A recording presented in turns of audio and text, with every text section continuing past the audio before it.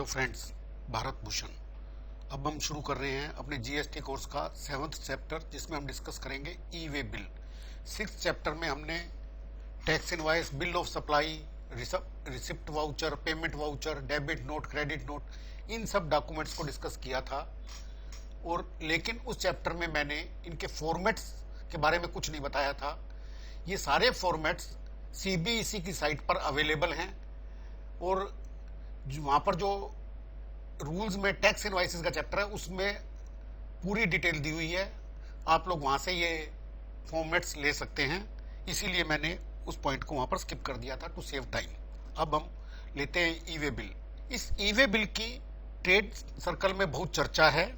मेरे एक दोस्त ने एक मुझे मैसेज किया था, उसमें लिखा था कि GST is like a wife. और ये ई वे बिल के प्रोविजन समझने के बाद मुझे उसका जो एक रियलिटी लग रहा है, ये एक वाइफ ही नहीं, बहुत एक डोमिनेटिंग वाइफ है जो हस्बैंड के पूरी एक्टिविटीज पर पूरा कंट्रोल रखेगी।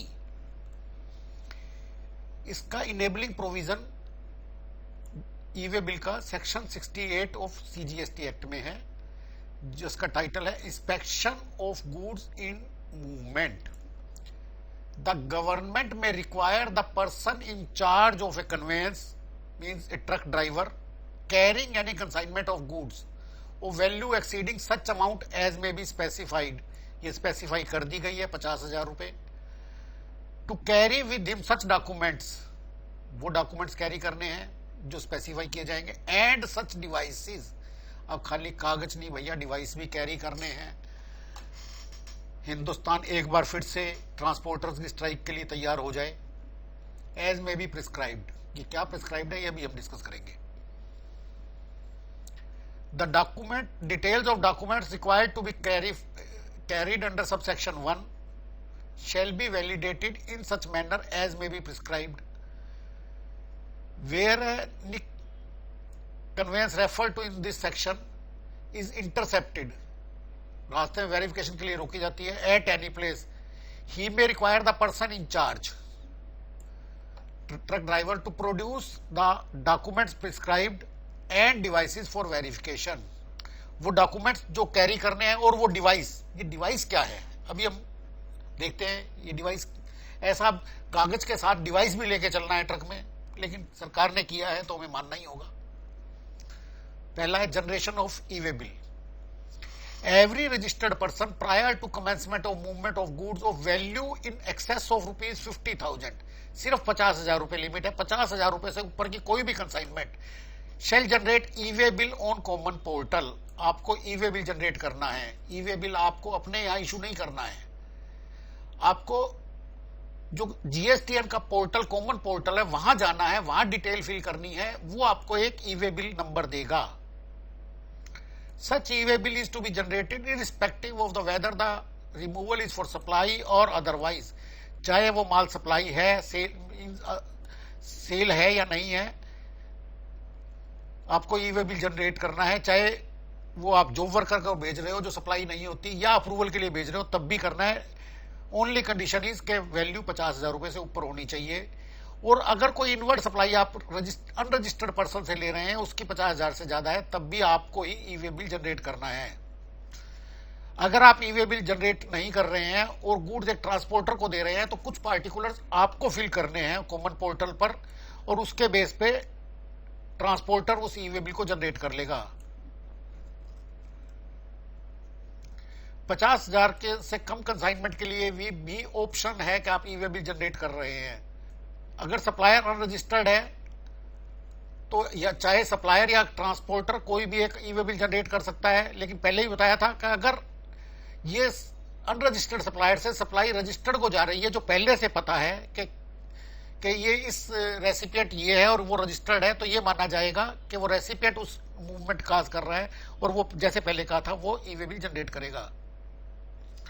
और ये जो ई वे बिल जनरेट होगा उसकी डिटेल्स कॉमन पोर्टल से सप्लायर को अवेलेबल करा दी जाएगी, और ये उसको अपनी आउटवर्ड सप्लाई की जब डिटेल जो रिटर्न बनानी है उसमें यूज कर पाएगा।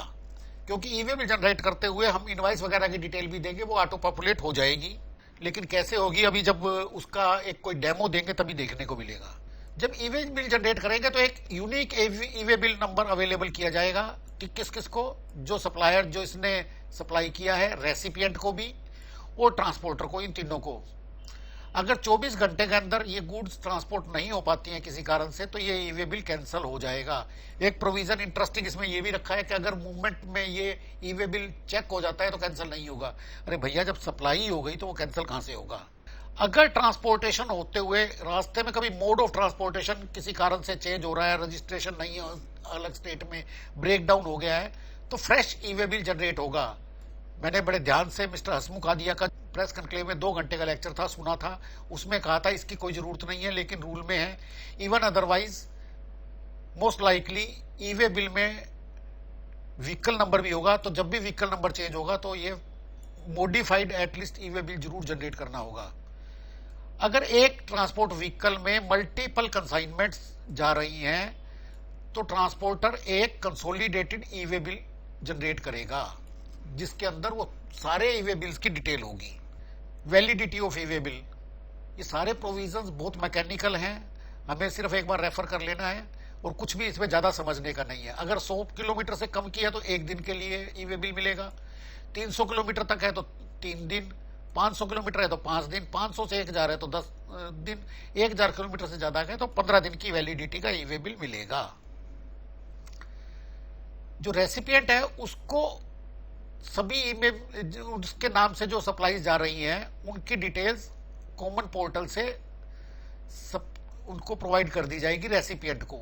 अगर रेसिपिएंट और वो रेसिपिएंट उनको वैलिडेट करेगा कि हाँ ये सप्लाई मैंने ही मंगवाई है।